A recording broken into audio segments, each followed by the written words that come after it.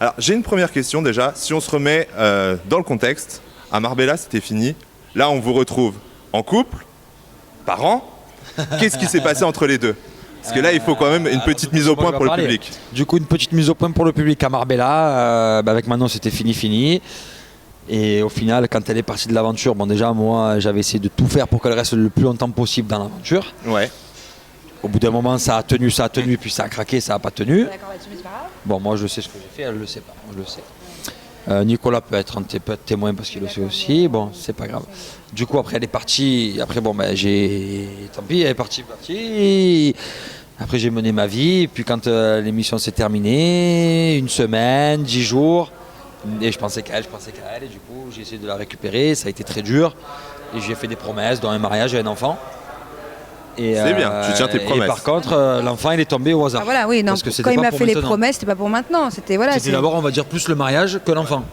Et puis, au final, c'est tombé plus l'enfant alors que le que c'était mariage. physiquement et scientifiquement pas possible, c'est arrivé. Donc, Pourquoi? parce qu'il y a des. Je me Nous, protégeais, on se protégeait. Voilà. Et puis. On pensait pas que ça pouvait arriver maintenant. Pas tout- Normalement, tout c'est de les suite, gens, ils c'était font pas dans des possible. périodes. Il y a des périodes d'ovulation et Puis, il y tout. a Et là, des il choses, n'était pas en période d'ovulation.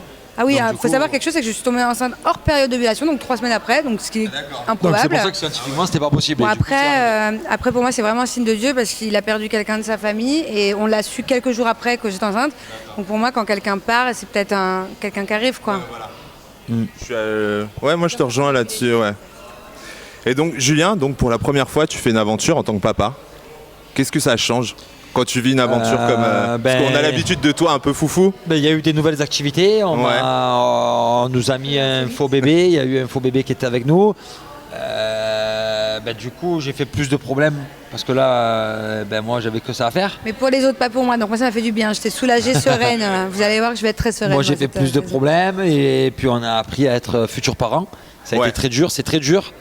Et je me languis qu'il arrive pour voir qu'est-ce que ça va donner, mais je pense que c'est très dur. Ça s'est passé comment justement quand la production vous a proposé le bébé? Est-ce que c'est une idée de la production? Est-ce que c'est vous qui leur avez dit ouais ça pourrait... Pour le faux bébé?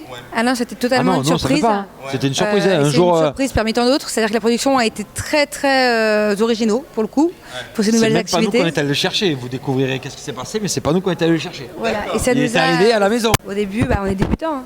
Au final, voilà, je suis fière, ça va être un bon papa, j'en suis persuadée.